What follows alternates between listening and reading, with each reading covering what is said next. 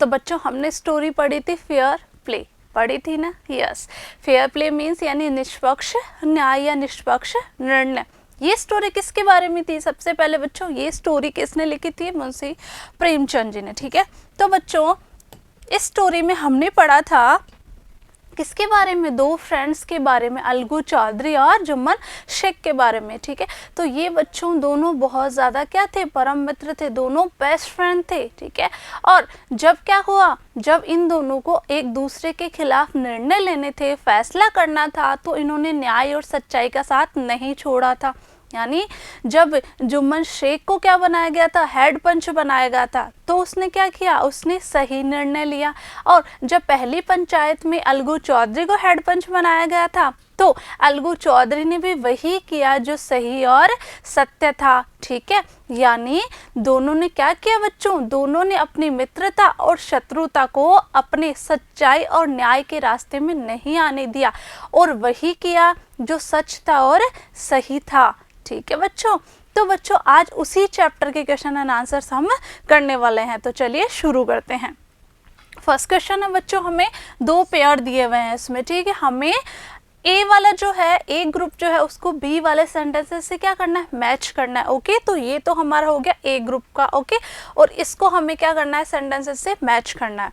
तो first question ने देखिए बच्चों, इसमें Jumman and Algu were the best of friends. हमने बच्चों स्टोरी में पढ़ा था कि जुम्मन, ठीक है, जुम्मन शेख और अलगू चौधरी क्या थे? बेस्ट फ्रेंड थे। ठीक है, तो बेस्ट फ्रेंड थे, तो हमने ये भी जाना था बच्चों कि उन दोनों में से कोई भी एक गांव के जब बाहर जाया करता था, तो दूसरा क्या करता? उसके परिवार का ख्याल रखता था। तो आगे देखते हैं हम, क्या ऐसा सेंटेंस है क्या?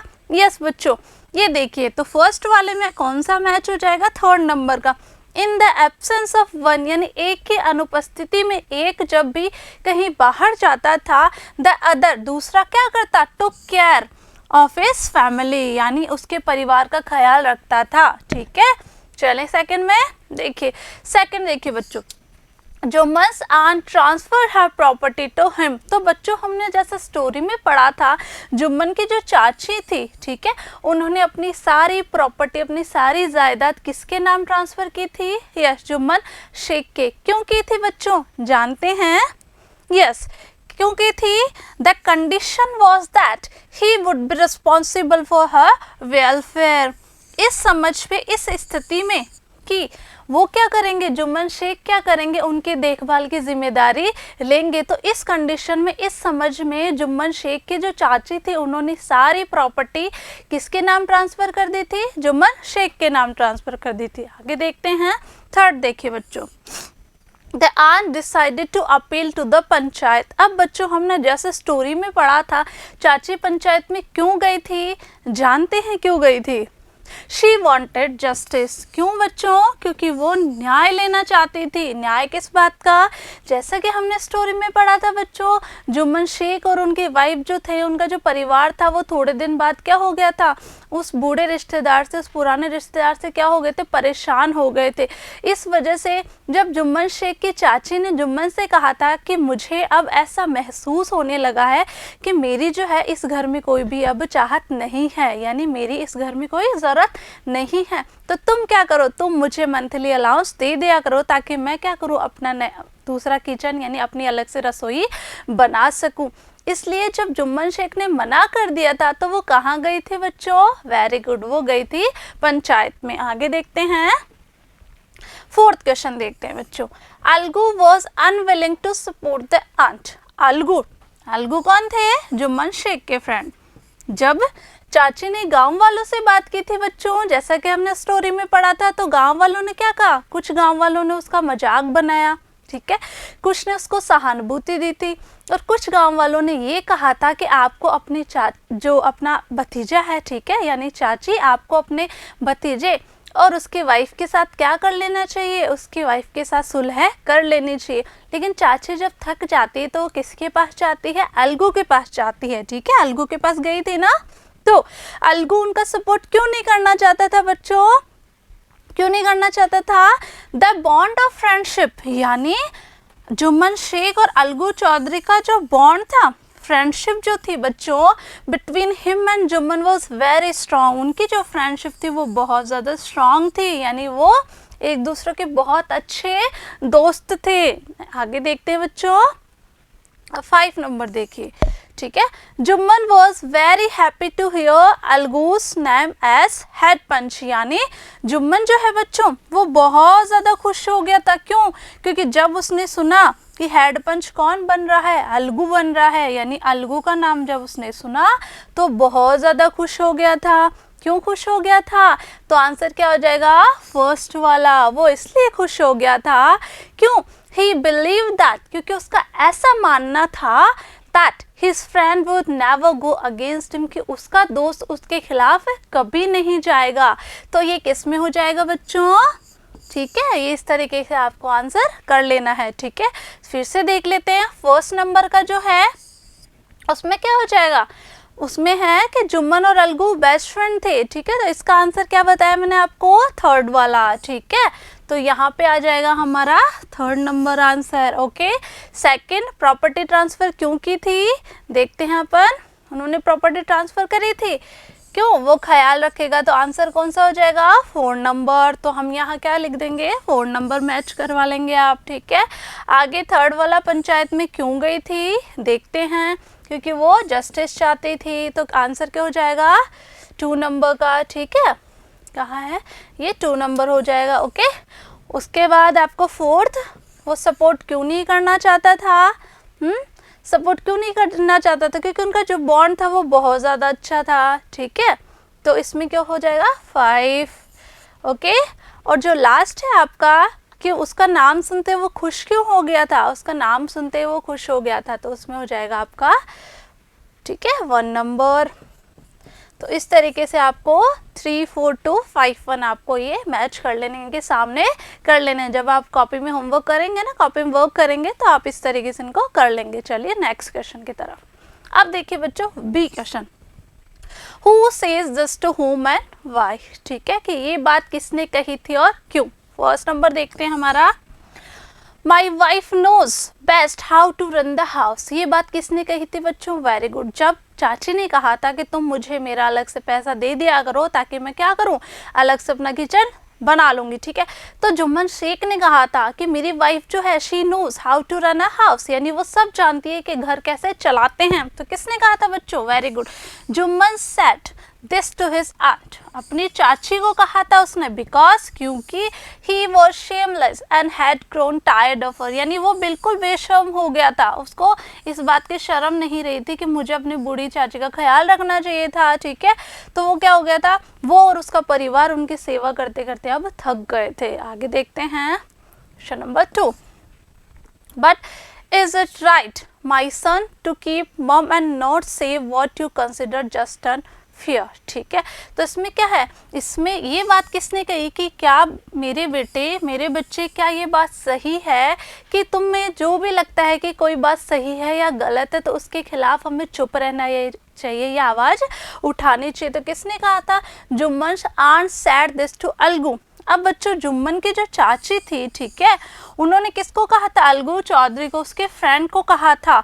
बिकॉज क्यों कहा था? She had gone to Algu for help but Algu refuse her, क्योंकि लास्ट में बच्चों जब वो गांव वाले मदद करने से मना कर देते हैं तो वो किसके पास जाती है? यस, वो गई थी अलगू के पास, और अलगू ने क्या किया था? उसकी मदद करने के लिए मना कर दिया था। देखते हैं आगे, व्हाट हैव यू टू से इन योर डिफेंस? ये किसने कहा कि तुम्हें अपने पक्ष में अब क्या कहना है? तुम अपने पक्ष में क्या कहना चाहते हो? आंसर है Algu said this to Jumman. Algu ने कहा था जुम्मन से, जब अलगू क्या बना था? हेड पंच बना था। Because he was made the head panch by the aunt, क्योंकि उसको क्या बनाया गया था बच्चों? चाची के द्वारा उसको बनाया गया था हेड पंच। ठीक है, so he asked Jumman to से इन हिज डिफेंस, तो उसने जुम्मन से पूछा कि तुम अपनी रक्षा में, तुम अपने पक्ष में क्या कहना चाहते हो? ये देखते हैं fourth, I can't pay you a penny for the rest beast, BEAST होगा बच्चों। ठीक है, beast है ना, यहाँ पे beast हो जाएगा। तो आंसर क्या हो जाएगा इसका कि समझू Sahu said this to Algu, question था हमारा कि मैं तुम्हें इस मनहूस जानवर के लिए, यहाँ पे बीस्ट कर लेना आपको, BESTE, क्लियर। तो मैं तुम्हें इस मनहूस जानवर के लिए एक फूटी कौड़ी नहीं दूंगा। किसने कही थी ये बात? समझू साहू ने कही थी। किससे? अलगू से कही। तो आंसर फिर से रिपीट कर देती हूँ मैं। समझू Sahu said this to Algu because Algu demanded payment for the bullock he had sold to समझू। यस बच्चों, किसने कहा? समझू साहू ने अलगू से कहा था कि उस मनहूस जानवर के लिए तो मैं एक फूटी कौड़ी नहीं दूंगा। किसने कहा? समझू साहू ने। और अलगू जो है वो किस बात के पैसे मांग रहा था? यस, अलगू ने क्या किया था? उसको अपना बैल बेचा था, ठीक है। और वो बैल जो है वो बेचने के बाद 1 महीने के अंदर ही वो जो बुलक है वो मर गया था, ठीक है। वो बुलक मर गया था। तो समझू साहू ने क्या कहा था? समझू साहू ने कहा कि मैं तुम्हें इसके लिए एक फूटी कौड़ी नहीं दूंगा, ठीक है। चलते हैं आगे। Victory to the panchayat, this is justice, यानी पंचायत की विजय हुई है, पंचायत की जीत हुई है। दिस इज जस्टिस, यही न्याय है। ये किसने कहा? Algu said this over and over again in front of the village. Algu ने ये बात कही थी बच्चों बार बार कि क्या हुई है? पंचायत की जीत हुई है। बिकॉज, क्योंकि he was happy, वो बहुत खुश हुआ था that Jumman had not deviated from the path of justice in spite of the enmity।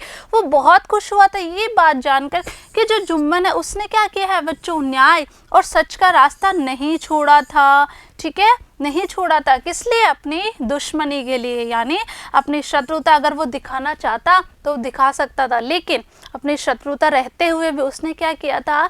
Jumman ने सच्चाई और अच्छाई का साथ नहीं छोड़ा था। नेक्स्ट देखते हैं। अब बच्चों सी में है आगे क्वेश्चंस, ठीक है। Then the situation changed, what is being referred to, यानी ये सिचुएशन, कौन सी परिस्थिति बदल गई थी, किसके लिए रेफर किया हुआ? आंसर देखते हैं। The situation being referred two is Jumman, ठीक है, Jumman and his families behaviour. किसके व्यवहार की तरफ है ये? जुम्मन और उसके परिवार के व्यवहार की तरफ। और वो व्यवहार किसके साथ था? बूढ़ी चाची के साथ। टूवर्ड्स हिज आंट, उनकी चाची की तरफ। जुम्मन्स aunt had transferred her property to him on the understanding that he would look after her। जैसा कि बच्चों हम स्टोरी में पढ़ चुके हैं कि जुम्मन की जो चाची थी उन्होंने अपनी सारी प्रॉपर्टी नाम किसके कर दी थी? जुम्मन के।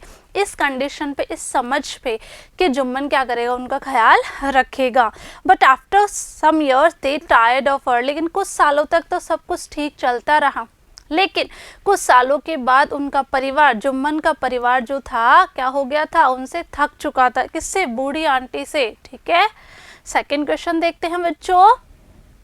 When Jumman's aunt realized that she was not welcome in his house, what arrangement did she suggest? तो बच्चों जब जुम्मन की जो चाची थी उनको ऐसा महसूस होने लगा कि अब उस घर में उनकी कोई भी ज़रूरत नहीं है, यानी कोई भी उनको उस घर में लाइक नहीं करता है, तो उन्होंने क्या सजेशन दिया कि अब वो क्या व्यवस्था कर लेंगी, ठीक है।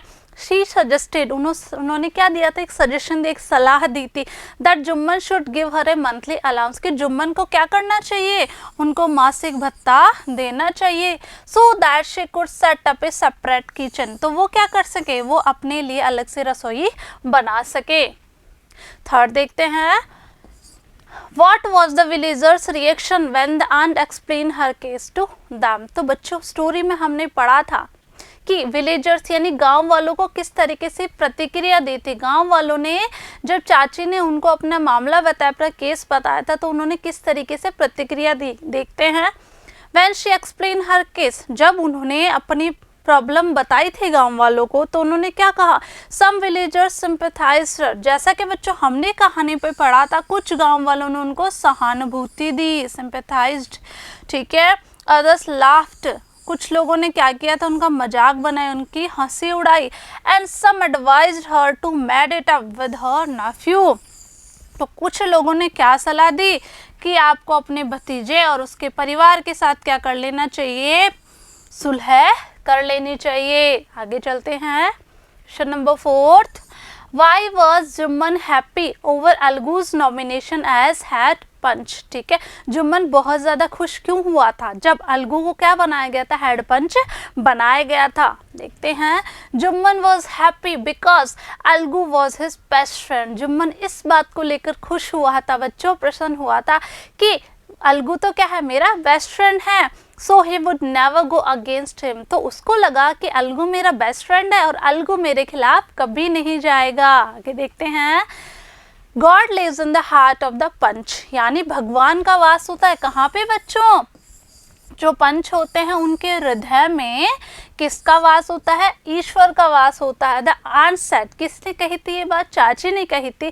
व्हाट डिड शी मीन, उनका क्या मतलब था, ठीक है। She mean that a panch was always unbiased and would not kill his consign for the sake of friendship, यानी उनका ये मतलब था कि जो पंच हैं, ठीक है, वो क्या करेंगे, अपने विवेक को, अपनी अंतरात्मा को फ्रेंडशिप के लिए, मित्रता के लिए कभी भी नहीं मारेंगे। यानी जब अलगू को उन्होंने हेड पंच बनाने की बात कही थी, ठीक है, तो अलगू ने क्या कहा था कि आप तो जानते हैं जुम्मन शेख और मैं क्या हैं, बेस्ट फ्रेंड्स हैं। लेकिन फिर चाची ने क्या कहा था बच्चों, चाची ने कहा था कि मुझे ये सब पता है कि तुम और अलगू क्या हो, तुम और जुम्मन क्या हो, बहुत अच्छे मित्र हो, बहुत अच्छे दोस्त हो। लेकिन मैं ये बात भी जानती हूँ साथ के साथ कि तुम क्या करोगे अपनी मित्रता के लिए, अपनी मित्रता के लिए क्या नहीं करोगे, अपने विवेक या अपनी अंतरात्मा को नहीं मारोगे, ठीक है। चलते हैं आगे।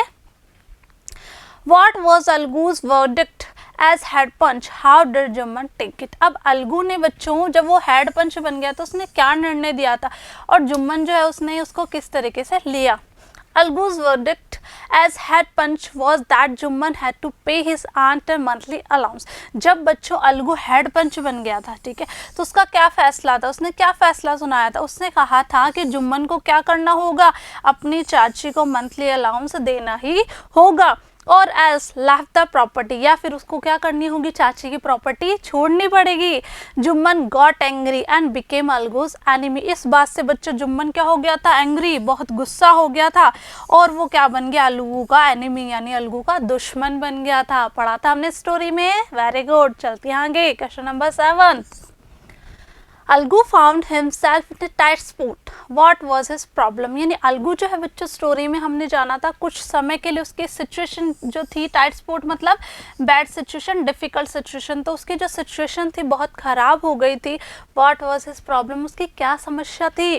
One of Algu's fine pair of bullocks died, यानी उसके पास एक जो बुलक का पेयर था, पेयर मैंने आपको बताया था जोड़ा, ठीक है, तो वो क्या हो गया था, मर गया था।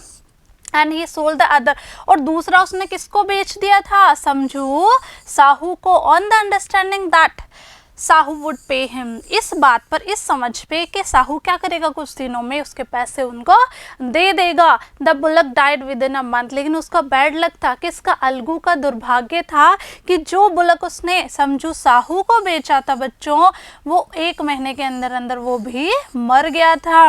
एंड साहू रिफ्यूज टू पे, तो समझू साहू ने क्या कहा था, उसने कहा था कि इस मनहूस जानवर के लिए मैं तुम्हें फूटी कौड़ी भी नहीं दूंगा। और क्या कहा था, वेरी गुड, उसने कहा था मेरे पास क्या है, मेरे पास एक बुलक है, उसको 1 महीने के लिए ले जाओ और उसको काम में ले लेना और मुझे वापस दे देना, ठीक है। चलते हैं आगे, question number 8। Why was Algu upset over जुम्मन्स nomination as head punch? तो अलगू क्यों परेशान हो गया था बच्चों जब किसको हेड पंच बनाया गया था, जुम्मन को बनाया गया था इस बार, ठीक है। यानी पहली पंचायत जब बैठाई गई थी, बुलाई गई थी, उसमें कौन हेड पंच था, यस उसमें था अलगू, और दूसरे में कौन बना था, दूसरे में बने थे जुम्मन शेख। अलगू वॉज अपसेट, अलगू परेशान हो गया था because Jumman was not his friend now, क्योंकि जुम्मन अब उसका दोस्त नहीं रहा था, क्या बन गया था, वो उसका दुश्मन बन गया था। एंड ही वांटेड रिवेंज, और वो क्या लेना चाहता था, बदला, वो क्या लेना चाहता था, बदला लेना चाहता था वो। What was जुम्मन्स verdict as head punch? How did Algu take it? इस बार बच्चों जुम्मन ने क्या फैसला दिया था और अलगू ने किस तरीके से इसको लिया, किस तरीके से रिएक्ट किया।